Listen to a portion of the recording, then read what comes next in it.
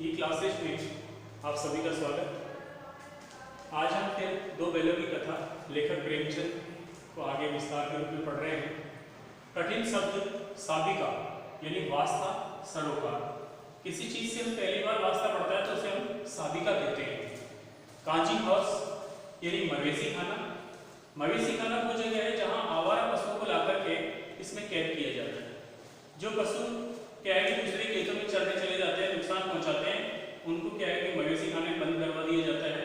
और फिर यदि उनके मालिक आते हैं तो दंड स्वरूप राशि जमा करवा करके अपने जानवर को ले जाते हैं। परंतु यदि उनका कोई मालिक आता ही नहीं है तो फिर अंत में उनको नीलाम किया जाता है। इसके अतिरिक्त रेवड़ पशुओं की झुंड, उन्मक यानी मतवाला, थान यानी पशुओं को बांधे जाने की जगह जहाँ पशुओं को बांधा जाता है, उछा यानी उत्सव या आनंद कह सकते हैं, पागुन करना यानी जुगाली करना। जब क्या है कि जानवर क्या है कि जैसे विशेषकर गाय और बैल जब खाना खा लेते हैं तो पूरा पेट भर जाता है तो उसको पचाने के लिए क्या है अपने मुंह को चलाते हैं, उसे जुगाली करना कहते हैं। इसके साथ ही अख्तियार यानी अधिकार। अब हम आए पिछला स्थान।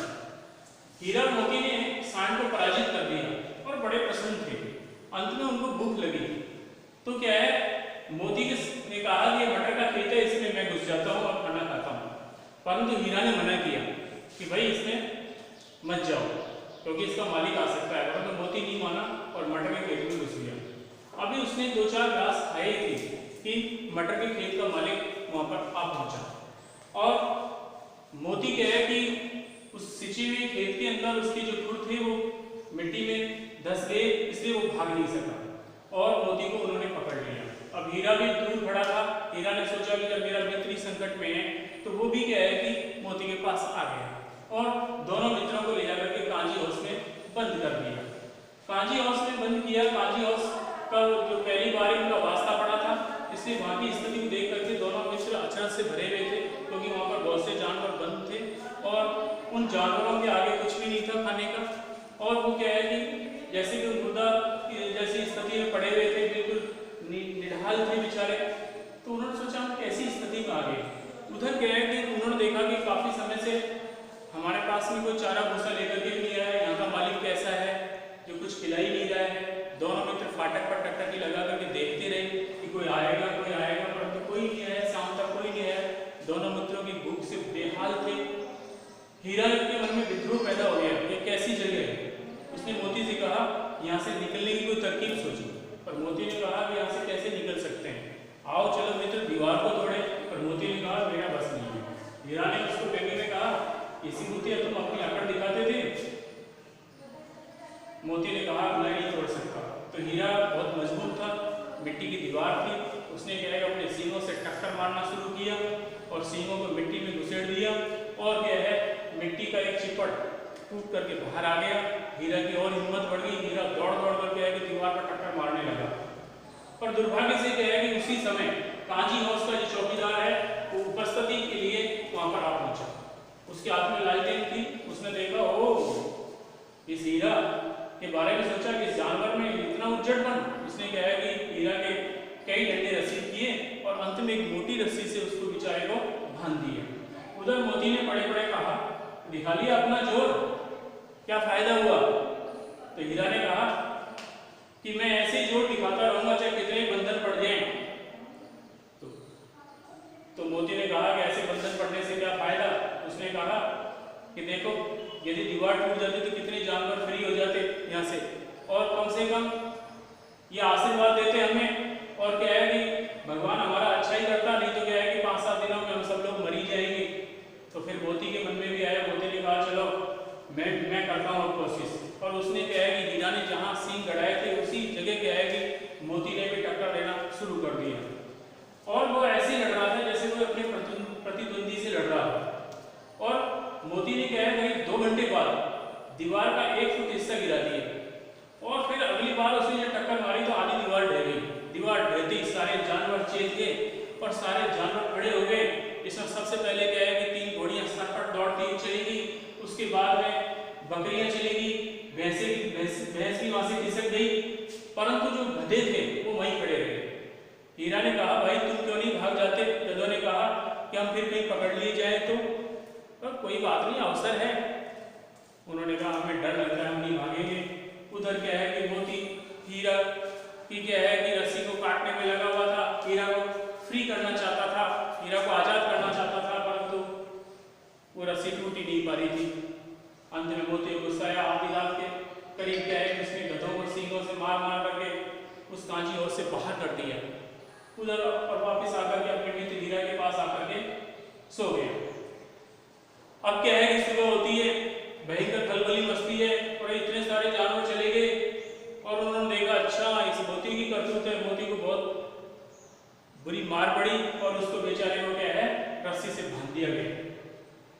सप्ताह भर व्यतीत हो गया, उनको बेचारों को भोजन नहीं मिल रहा था, कुछ भी नहीं, केवल पानी आधार था। सूख करके कांटे हो गए, जगह जगह शरीर में मांस गायब होता जा रहा था, हड्डियां निकल आई। सप्ताह भर बाद में करीब कांजी हाउस के दरवाजे पर क्या है डुगडुगी बजने लगी। एक वाद्य यंत्र होता है, नीलामी के समय उसको बजाया जाता है ताकि उसकी आवाज़ को सुन करके बहुत से लोग क्राउडेड देयर यानी बहुत से लोग वहाँ इकट्ठे हो जाते हैं।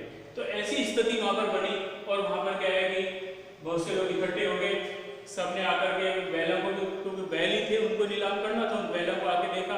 ऐसे मृतप्राय बैलों की सूरत देख करके लोग दूर हट गए, इनको कोई खरीदार नहीं था। अंत में एक दड़ियल आदमी आया जिसकी क्या है कि आंखें लाल थी, मुख मुद्रा बहुत ही अत्यंत कठोर थी, और वो आकर के क्या है कि इनको देखता है, इनको जांच करता है। दोनों मित्र सहम गए उसकी स्थिति को देख करके और भयभीत नेत्रों से एक दूसरे को देखा, गर्दन नीची कर ली और उन्होंने सोचा कि अब हम नहीं बचेंगे, अब तो भगवान ही बचा सकता है। ऐसा मन ही मन बेचारे विचार करने लगे। सोचा, दोनों मित्रों ने सोचा काश उस गया के पास ही अच्छे थे। मोती ने सोचा कि भगवान सबकी मदद करते, हमारी मदद के लिए क्यों नहीं आते हैं। एक बार लड़की के रूप में आए थे तो हमें वहां से आजाद कर दिया, चलो खैर हम भगवान के पास रहेंगे, हमारे सींग मांस हड्डी कहीं कहीं कोई किसी के काम तो आएगी आएगी। और इस प्रकार से वो बेचारे क्या है उस दड़ियल के साथ साथ आगे बढ़ते हुए चले गए। उनके कदम आगे बढ़ने की स्थिति में नहीं थे क्योंकि कमजोर तो थे ही और मन भी नहीं था कि मौत के मुंह में जा रहे हैं, इसलिए बेचारे धीरे धीरे चल रहे थे। परंतु दड़ियल जब जो ही कदम धीमे करते एक मोटा डंडा पर असीम कर देता, इसलिए मजबूरी में उसके पीछे पीछे भागे जा रहे थे। राह की स्थिति में उन्होंने देखा बहुत से गांव पड़े, बहुत से सुंदर खेत मिले जहां पर हरी हरी घास उगी हुई थी। वहां उन्होंने जानवरों का एक रेवड़ देखा जहां पर गाय और बैल क्या चल रहे थे और वो बहुत ही मस्त थे और बहुत ही चपल चिकने और बहुत ही सुंदर जानवर चल रहे थे। कोई जानवर पेड़ की छाया में बैठा हुआ पागुर कर रहा था, जुगाली कर रहा था। उन्होंने देखा ये हमारे भाई बंधु हैं, परंतु इनको हमारी स्थिति पर दया नहीं आती है। किस प्रकार से हम बंधन में पड़े हुए हैं, हमें बंधन से छुड़ाने की कोई कोशिश नहीं कर रहा है। आगे सहसा उन्हें अचानक नजर आया, अरे ये तो वही परिचित राह है जिससे हमें गया लेकर के गया था, वही गांव, वही बगीचे, वही खेत। और फिर यकायक वो जब आगे गए तो देखा कि ये तो हमारे खेत आ गए हैं, वो कुआं आ गया जहाँ से हम पानी निकाला करते थे। और क्या है हीरा ने चिल्लाकर कहा, ओ हमारे घर ही आ गया, हमारा गांव बगीची आ गया है, अब हमें भागना चाहिए। मैं तो भागता हूँ, हीरा बोला। परंतु मोती ने कहा भागने नहीं देगा ये। उसने कहा कि मैं अपने सींगों से इसको मार गिराऊंगा। फिर दोनों मित्रों ने सोचा कि हम जो हमारे जो थान है वो दिखाई दे रहा है उसकी ओर ही हम भागते हैं। दोनों मित्र अपने थान की ओर भागते हैं। कैसे भागते हैं? जैसे बछड़े कुलेल करते हुए भागते हैं। इतनी स्फूर्ति उनके अंदर आ गई अपने जगह को देख करके, जबकि वो मृतप्राय स्थिति में थे, परंतु अपना स्थान देख करके, अपना घर देख करके, अपना थान देख करके उनके अंदर ऐसी स्फूर्ति आई कि वो दौड़े चले जा रहे हैं। पीछे पीछे दड़ियल भाग रहा है और जाकर के अपने थान पर रुकते हैं। सर्दी का मौसम था, झुरी क्या है धूप सेक रहा था। उसने अपने बैलों को देखा, देखते ही वो क्या है कि बड़ी प्रसन्न मुद्रा में बड़ा खुश होकर के उसने अपने बैलों को गले लगा लिया। बैल उसका हाथ चाट रहे थे, इतने में दड़ियल ने पास आकर के बैलों की रस्सी पकड़ी। झुरी ने कहा ये बैल मेरे हैं। उसने कहा नहीं, मैं इन्हें कांची हाउस से नीलाम करके लाया हूँ, ये बैल मेरे हैं। उसने कहा ये बैल मेरे हैं, मैंने इनको बेचा ही नहीं तो नीलाम कहाँ से होंगे? मुझे तो ऐसा लगता है तुम इनको चुरा करके लेके आए हो, मैं भी पुलिस को बुलाता हूँ। इस पर क्या है कि दड़ियल झल्लाया। उसने क्या है कि रस्सी को फिर पकड़ने का प्रयास किया तो मोती ने सींग चलाया, मोती ने उसके पीछे टक्कर मारने के लिए आगे बढ़ा। दड़ियल आगे बढ़ता हुआ भाग गया, गांव की सीमा तक खदेड़ दिया मोती ने। दड़ियल गांव की सीमा के बाहर खड़ा होकर के गालियां निकाल रहा है, धमकियां देता है और अंत में हार करके अपने घर की ओर चल देता है। मोती वहां से सूरवीर की तरह अकड़ता हुआ वापस आता है। 20 बच्चे इस स्थिति को देखते हैं और देखते हैं मोती और हीरा की इस कार्य के ऊपर बहुत ही प्रसन्न होते हैं। पूरे गांव में उत्साह सा छा जाता है। उधर क्या है कि झुरी ने उनके ठाण के अंदर क्या है कि खाली भूसा चारा ये सब भर दिया और इतने में मालकिन आती है और उन दोनों को गले लगा लेती है, क्योंकि उन्होंने किस मुसीबत से बच के आए थे और सारे गांव में उत्साह छा जाता है। इस प्रकार से ये कथा का विस्तार यहाँ समाप्त होता है। इसके अगले वीडियो में हम आपको क्या है कि इसके विश्लेषणात्मक जो प्रश्न हैं, इसके उद्देश्य क्या हैं, इसके संदेश क्या हैं, इन सब के बारे में हम आपको क्या है कि अगले वीडियो में बताएंगे। तब तक के लिए आप इनको पढ़ें और इनका अध्ययन करें।